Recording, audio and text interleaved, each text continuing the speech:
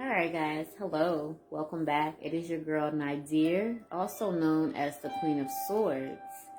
Alright guys, we're going to be talking about some ways that we have been domesticated and also some of the attachments that we may have, okay? And this has affected us over our lifetime. So as always guys, take what resonates and leave what doesn't. Alrighty. So, I would like for you to take a moment to look back over your life. What are some ideas that were instilled in you as a child that you later discarded as no longer true for you? These could be ideas about education and career, money and material possessions, politics, religion, or any other things in your life. I want you to remember that this is not a point to judge or become resentful of those who initiated,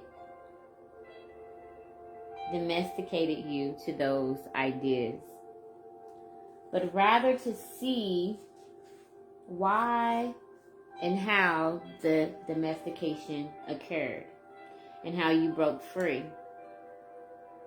This is an exercise to notice, if you haven't already, or to spot and release any domestications in your life.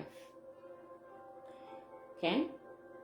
You most definitely have the power to prove to yourself that you have all the power that you need inside to break free again and again.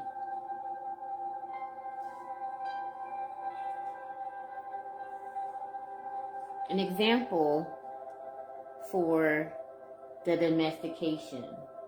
Let's take, for instance, you being a child and you were hungry one day. Your grandmother or your parent told you that it's best for you to eat your food, but you insisted that you were not hungry. So in turn, your parent or your guardian may have even tried to convince you kindly to eat your food. They may have even given you a reward if you finished your food, or they may have even resulted in punishment if you didn't finish your food. Little do you know, this is some form of domestication, okay? As you get older and you are now in adulthood, you still hold that concept that I must eat my food so I won't be considered maybe a burden, or this is just, how I have been taught. Imagine yourself sitting at the table, but your body is telling you that it's full. But in your mind, you are forcing yourself to eat because you have that thought process of going back to when you were a child. This is something that I must do, or I will be considered bad for some of you. It doesn't always have to be. But despite the fact that your body is telling you that it is full, you continue to eat because this has been some form of domestication that has been brought upon you. Little do you know it or not. You're going against your body, telling you that it's no longer hungry. But you have in your mind that I have to eat my food because I don't want to disappoint my parents. Okay? So that is just an example. You guys take it how it resonates. Not saying that, parenting is easy. We all have our different ways of parenting. But this is just something to get you to think. Because it can happen in childhood years, and we carry that on for a very long time. So it's very important. I always say, your upbringing has a lot to do with who you are as an adult. Okay? So I would like for you to just think of some ways that maybe you have been domesticated.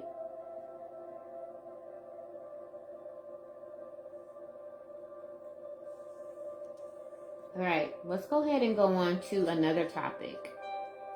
Let's talk about attachments. Since attachments begin with material possessions, the first part of this exercise is designed to show you the items in your life that you have incorporated into your sense of self. I would like for you to think of an item you own that you absolutely love. Something that you wouldn't want to lose. Perhaps it is maybe your car, your home, your money. It could be a gadget, a piece of jewelry, or just something that you really hold sacred to your life. The point is to pick an object that you feel strongly about, something that is tied to your sense of self. Very few people who look honestly and deeply will find that there is nothing in the world that doesn't fit this description. So on a piece of paper, I would like for you to write down an item or items and then ask and answer the following questions about that particular item. Why do you feel so strongly about this item? What sense of security does it give you? How is this item tied to your identity or sense of self? How does it boost your ego? Are you pleased to show this item to others? Or is it an item that you show no one and secretly feel special for having? Does owning it make you feel more attractive than others? More wealthier than others? More secure than others? More intelligent than others? Or even more spiritual than others? I would like for you to be truthful and reacting honestly from your current emotions. There are no right or wrong answers. This point is just to merely explore your deepest associations with material things. Alrighty. Now, I want you to set that piece of paper aside, and I want you to think and close your eyes and imagine this item no longer existing in your life. How do you feel? What would life be without it? Who would you be without this item?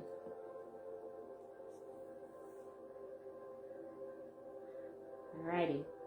So now that you have explored the idea of losing this item, ask yourself the following questions. Is this attachment affecting your relationships with the people in your life? Is your attachment causing you to play it safe and not pursue other things you really want? Can you think of anything or any times when you've altered your actions because of this particular item? How does this attachment affect your personal freedom? Alright, finally, ask yourself, do you want to keep this level of attachment? Or do you want to decrease it or even let it go? The choice is always up to you. Alrighty. So as you explore the items and the information that come to your mind,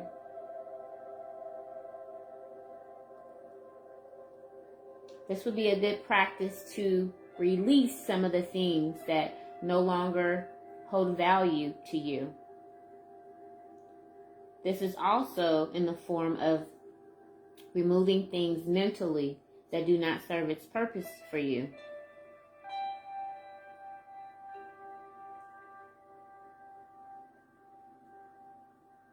I would like for you to understand that without awareness, domestication and attachments will blur your perception and perception of the world.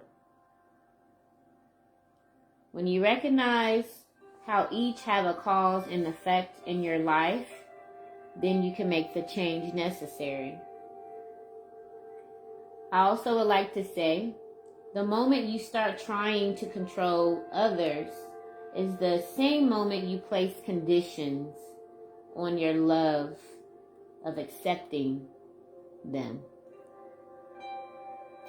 When you apply these conditions to others, you are also applying them to yourself. Okay? So as always, guys, be mindful, continue to do the groundbreaking work, because we all know healing is not easy, but it is well necessary.